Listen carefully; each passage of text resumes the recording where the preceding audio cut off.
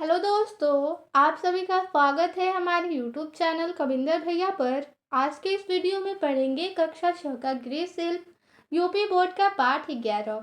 पाठ का नाम है गृह प्रबंध। इस पाठ के प्रश्न उत्तर को पढ़ेंगे। पहला है बहुविकल्पीय प्रश्न। सही विकल्प के सामने दिए गए गोल घेरे को काला करें। यहाँ पे प्रश्नों के विकल्प दिए गए हैं। जो विकल्प सही हो उसके सामने दिए गए गोल घेरे को काला करना है। जैसे पहला प्रश्न दिया हुआ है, घर का प्रबंध सबसे अधिक प्रभावी होता है। क विकल्प है आमदनी से। ख विकल्प है रहन सहन के तरीकों से। ग विकल्प है वस्तुओं के मूल्य से। घ विकल्प है महंगाई से। तो घर का प्रबंध सबसे अधिक प्रभावी किससे होता है? इस प्रश्न का सही उत्तर होगा विकल्प ख, रहन सहन के तरीकों से। तो इसके सामने दिए गए गोल घेरे को काला कर देंगे। अगला प्रश्न है 2 नंबर। अच्छे गृह प्रबंध के लिए कौन सी सूची बेमेल है? क विकल्प टूथब्रश, मंजन, साबुन, तौलिया। ख विकल्प है दाल, चावल, आटा और बेसन। ग विकल्प है जूता, मोजा, पॉलिश, ब्रश। घ विकल्प है टीवी, टेप रिकॉर्डर, रेडियो और स्टोव। तो इसमें पूछा है अच्छे गृह प्रबंध के लिए कौन सी सूची बेमेल है? तो इस प्रश्न का उत्तर होगा विकल्प घ, टीवी, टेप रिकॉर्डर, रेडियो और स्टोव। तो चौथे विकल्प के सामने दिए गए गोल घेरे को काला कर देंगे। अगला प्रश्न नंबर 2 है अति लघु उत्तरीय प्रश्न।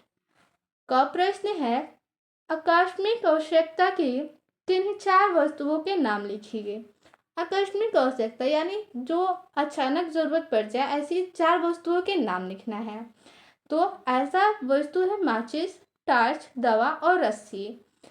अगला प्रश्न है ख नंबर वार्षिक सफाई में कौन कौन से कार्य आते हैं? तो ऐसे कार्य के नाम बताना है जो वर्ष में सफाई की जाती हो। ठीक है, तो इसका उत्तर लिखेंगे वार्षिक सफाई में घर की दीवारों पर पुताई करने का कार्य तथा टूटी फूटी दीवारों का प्लास्टर आदि ठीक कराने का कार्य आता है। प्रश्न नंबर 3 है लघु उत्तरीय प्रश्न।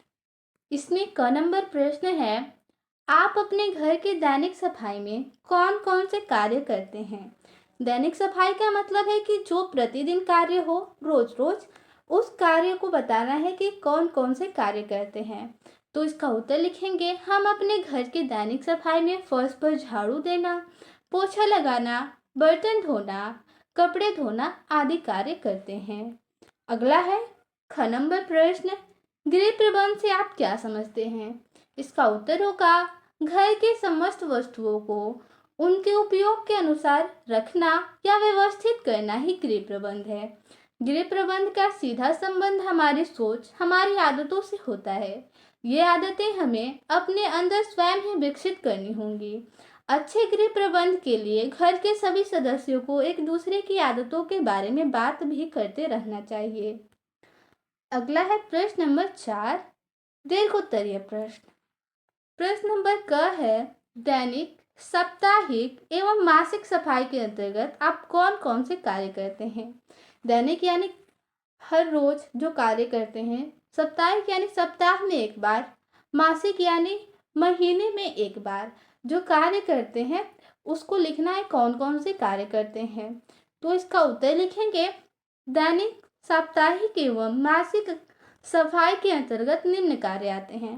पहला दैनिक सफाई के अंतर्गत देखेंगे तो सबसे पहले हेडिंग लिखेंगे दैनिक सफाई। इसके अंतर्गत लिखेंगे दैनिक सफाई के अंतर्गत घर के सभी कमरों एवं बरामदे में झाड़ू पोछा लगाना, कच्चे घरों में लिपाई करना, शौचालय, स्नान घर एवं आंगन की सफाई करना, रसोई कक्ष व बर्तनों की सफाई करना।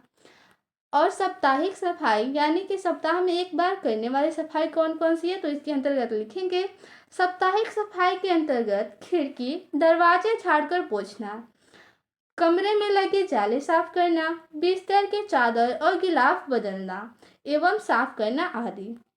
अगला है इसमें मासिक सफाई पूछा था। मासिक यानी महीने में जो एक बार सफाई की जाती है उस कार्य को लिखना है। तो मासिक सफाई के अंतर्गत कमरे के फर्नीचर, अलमारी तथा अन्य वस्तुओं को हटाकर सफाई करना, घर के कपड़ों, अनाजों, मसालों को धूप दिखाना आदि कार्य है। अगला है ख नंबर प्रश्न, गृह प्रबंध के क्या लाभ है? घर के प्रबंध में किन किन बातों का ध्यान रखना आवश्यक है? इसका उत्तर लिखेंगे। गृह प्रबंध के लाभ निम्नलिखित है। ठीक है, यहाँ से लिखेंगे गृह प्रबंध के निम्नलिखित लाभ है। यहाँ पे पहला लाभ, वस्तुओं की उपलब्धता होती है। दूसरा, वस्तुओं का उचित रख रखाव होता है। तीसरा लाभ, घर के सभी सदस्यों के रुचियों के अनुसार वस्तुओं की उपलब्धता होती है। चौथा लाभ है, अच्छे गृह प्रबंध से परिवार के सभी लोगों में अच्छे अनुशासन का विकास होता है। घर के प्रबंध में निम्न बातों का ध्यान रखना आवश्यक है। पहला, भविष्य की आवश्यकताओं को ध्यान में रखते हुए वस्तुओं का प्रबंध करना चाहिए। दूसरा, गृह प्रबंध के लिए घर के सभी सदस्यों को एक दूसरे की आदतों के बारे में भी बात करते रहना चाहिए। तीसरा है, घर के सभी सदस्यों को समय का पालन करना चाहिए।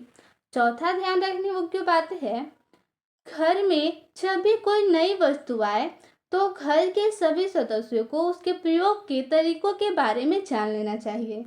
तो इस पार्ट में इतना ही प्रश्न था। मिलते हैं अगले वीडियो में। धन्यवाद।